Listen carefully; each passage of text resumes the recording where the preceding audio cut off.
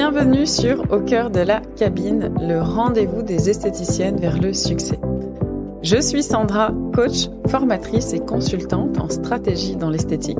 Et sur ce podcast, on parle entrepreneuriat, mais aussi épanouissement.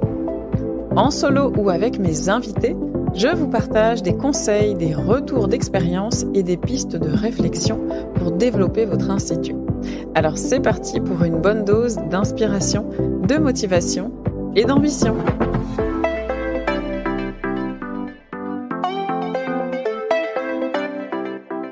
Et bienvenue à toutes dans ce nouvel épisode de Au cœur de la cabine. Donc, comme chaque semaine, je suis très contente de vous retrouver aujourd'hui et j'ai beaucoup de choses à vous dire. Donc, j'ai décidé d'aborder le thème de quand est-ce qu'on doit décider en fait de se faire accompagner pour se développer. Parce que pour moi, c'est un sujet qui est extrêmement important et finalement, c'est pas toujours le bon moment pour se faire accompagner ou à l'inverse, parfois, il devient urgent de se faire accompagner mais on n'arrive pas à passer le cap. Et ce qui est important, c'est que parfois on n'arrive pas à passer le cap parce que potentiellement il y a quelque chose qui peut nous bloquer ou on voit pas la situation de la même manière que l'extérieur en fait. Donc on va aller décortiquer tous ces éléments-là. Déjà, j'aimerais commencer en vous disant qu'il y a bien une chose que moi j'ai compris dans la vie en général et encore plus en business parce que je l'ai expérimenté un bon nombre de fois, c'est que finalement tout ce que l'on commence à faire maintenant peut porter ses fruits de manière tellement exponentielle quelques mois plus tard, voire même quelques semaines seulement plus tard, que des fois c'est stupide en fait d'attendre. C'est bête d'attendre et d'attendre tout simplement soit par des peurs, soit par des conditionnements ou autres. Donc c'est pour ça que j'avais envie absolument de vous donner mon point de vue à ce sujet-là et surtout aussi de vous donner 3 éléments ou en tout cas des signes qui peuvent faire que potentiellement c'est peut-être le moment en fait pour vous de vous faire accompagner.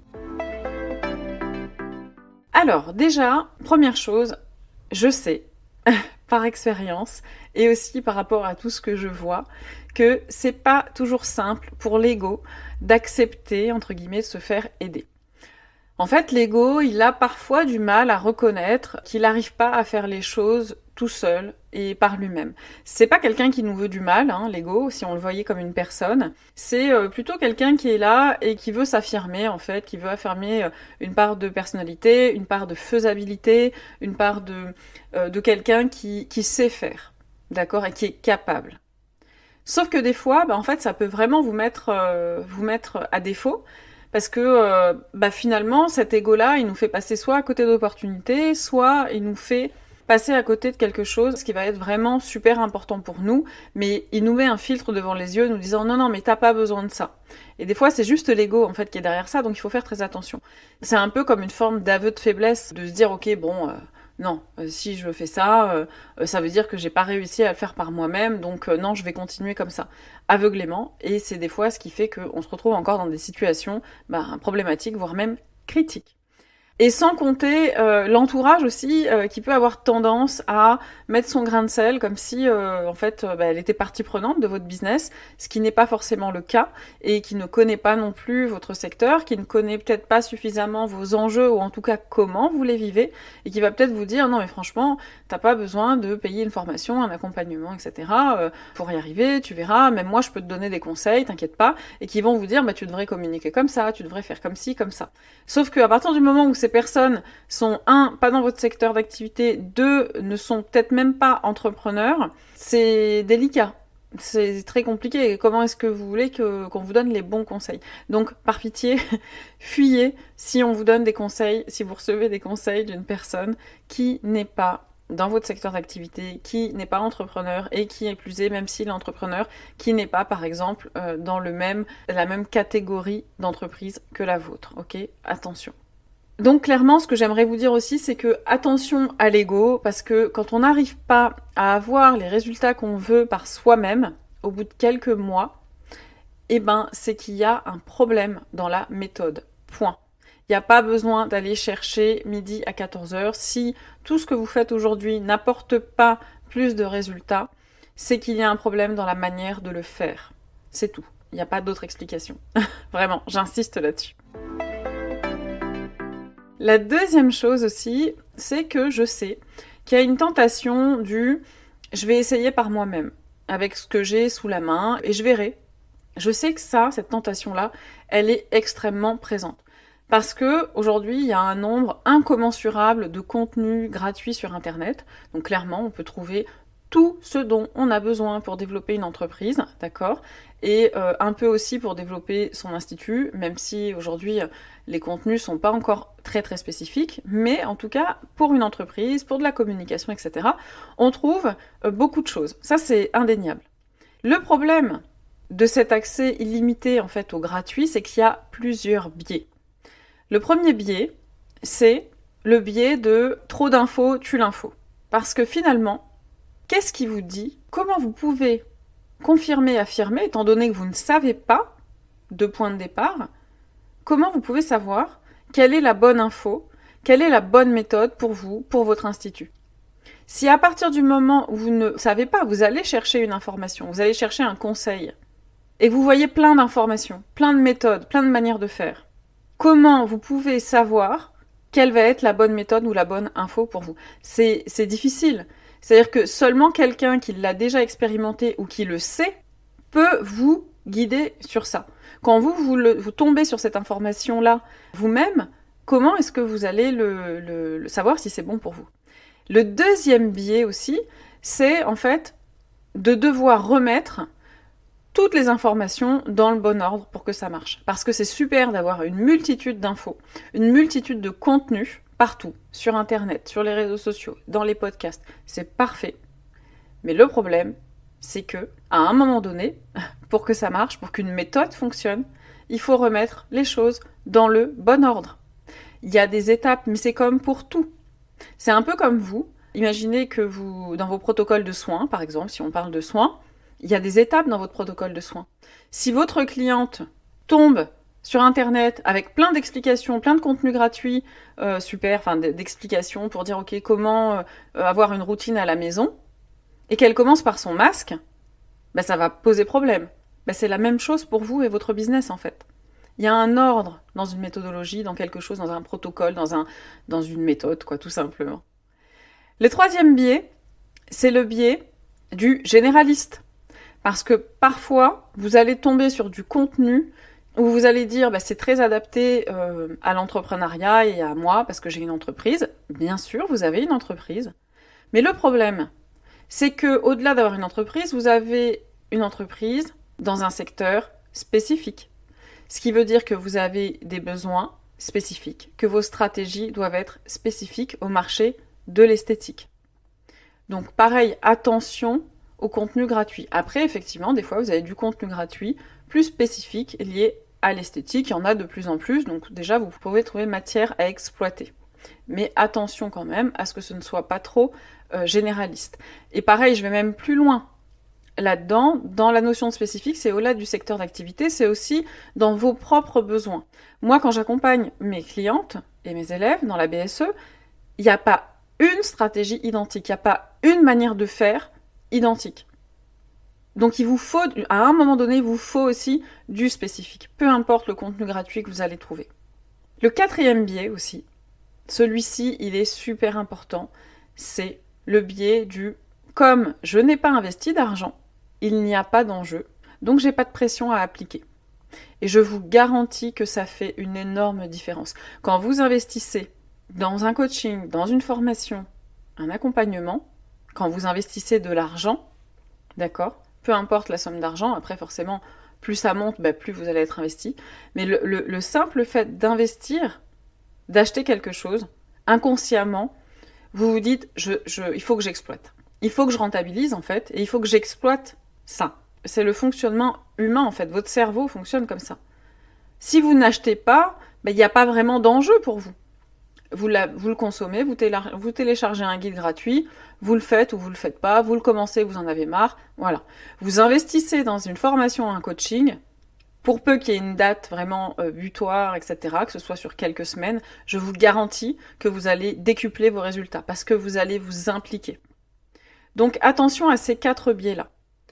Ce qu'il faut aussi retenir, vraiment c'est très important, c'est que le contenu gratuit finalement, peu importe où vous le voyez, ce que vous trouvez de qualitatif en contenu gratuit chez des personnes que vous suivez sur Internet, sur Instagram, etc., ça ne représente généralement que 10 à 20% de ce dont vous avez vraiment besoin pour réussir.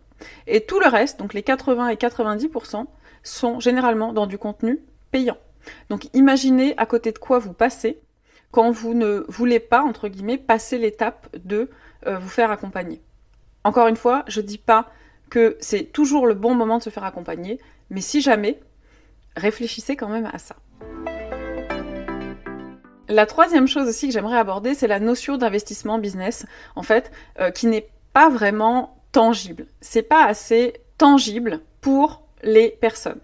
Souvent, en fait, dans beaucoup de secteurs d'activité, de professions, de catégories socio-professionnelles, on voit le coaching ou les formations business un peu comme une dépense plutôt que comme un investissement. Parce que c'est pas tangible. C'est pas comme si on achète quelque chose de « Ok, je vais acheter un livre, j'ai ce livre, je le lis, il est dans mes mains. » D'accord ? J'achète un voyage, je prends l'avion, je me retrouve dans un hôtel, je suis au bord de la piscine. Ok ? C'est une dépense. Mine de rien, c'est pas un investissement, c'est une dépense. Ou alors on peut le voir comme un investissement dans votre bien-être. Moi, je le verrais plutôt comme ça que comme une dépense. Mais c'est plus tangible, entre guillemets, qu'on se dit « Ok, je vais faire une formation, un accompagnement business. » Et en fait, comme c'est pas palpable, beaucoup vont avoir tendance à avoir une réticence, mais ça c'est une question de mentalité aussi, avoir une réticence à se dire « Ok, je passe le pas, parce que j'ai tel problème, et à un moment donné il me faut une solution, donc je cherche une solution, je trouve une solution, la solution à mon problème elle est là, j'investis. » Attention, je suis pas en train de dire qu'il faut investir auprès de n'importe qui, auprès de n'importe quoi, c'est pas du tout mon propos, d'accord ? C'est vraiment dans le cadre où, ok, on a connecté avec une personne, on a vu son expertise, on voit que ça nous plaît, on voit que c'est sérieux, on voit les retours, etc.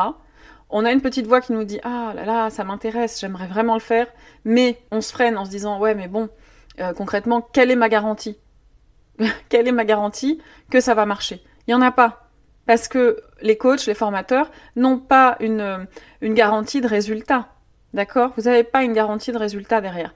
Mais vous voyez quand même, selon les retours que vous avez d'autres personnes, selon les avis, selon la personne, son expertise, le contenu qu'elle vous partage, etc., vous le sentez, vous savez ce qui est bon pour vous. D'accord ? Ça, il n'y a personne d'autre qui peut vous le dire à votre place. Vous le savez et vous le sentez. Maintenant, ce qui manque, c'est « Ok, quel est mon objectif ? Quelle est ma problématique ? Est-ce que j'ai une solution ? Elle est là, ok, j'y vais. D'accord ? C'est ça en fait qui manque. Aux États-Unis par exemple, c'est super intéressant parce que pour eux, quand on a un coach, c'est qu'on est bon. C'est qu'on est un bon entrepreneur, c'est qu'on est bon dans ce qu'on fait. Et quand on n'en a pas, à l'inverse, pour les Américains, c'est qu'on est mauvais. Pourquoi ? Parce qu'ils partent du principe que les meilleurs s'entourent des meilleurs. Et que quand on n'a pas quelque chose, on va le chercher ailleurs.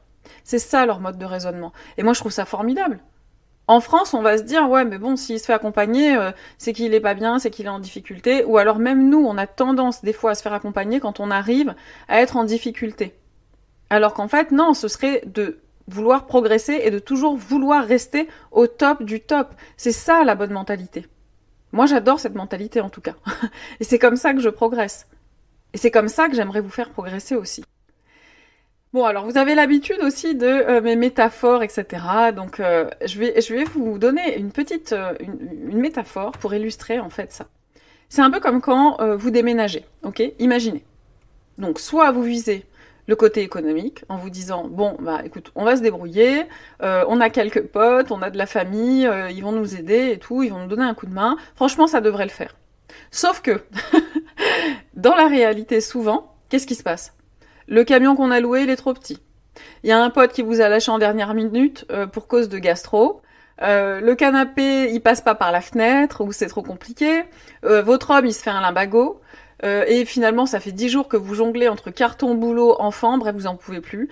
Et sans compter, bien sûr, qu'après, il y a toute la partie emménagement. Donc, le résultat des courses, c'est quoi ?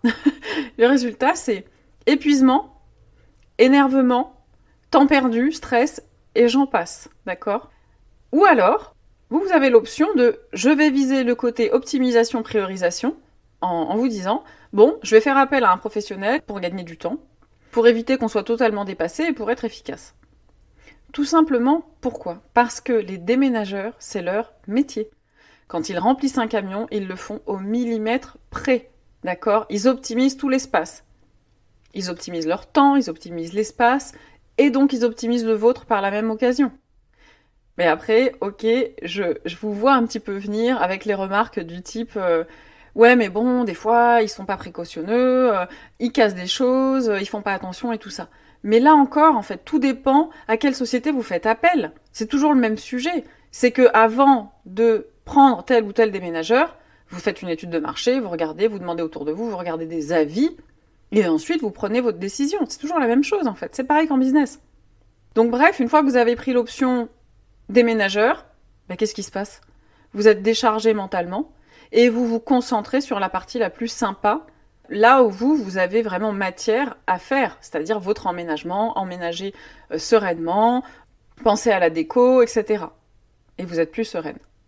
D'accord ? C'est pareil en business. Quand vous décidez de faire un coaching, une formation, etc., dites-vous que, en fait, première chose, on vous a mâché le travail, on vous a pré-mâché le travail. Un coach, une formatrice, un formateur vous pré-mâche le travail dans la méthodologie, etc. Il remet tout dans le bon ordre. Vous gagnez un temps fou, parce que plutôt que d'essayer de faire tout seul pendant 1 an et de pas avoir de résultats ou très peu, en fait, vous gagnez du temps, peut-être en quelques semaines, quelques mois, ça dépend du type de formation que vous visez, mais vous allez gagner un temps fou. Vous vous concentrez sur le plus important, d'accord ? Donc vous allez droit au but. Et en fait, ce qui se passe, c'est que le résultat, il est souvent beaucoup plus impactant pour vous, pour vos business. Bon, maintenant, je vais vous partager donc 3 éléments qui indiquent que c'est peut-être le moment pour vous de vous faire accompagner pour développer votre institut, ok ? La première chose, c'est qu'il y a une alerte indispensable, c'est que votre croissance stagne ou décroît, ce qui est encore pire, depuis plusieurs mois.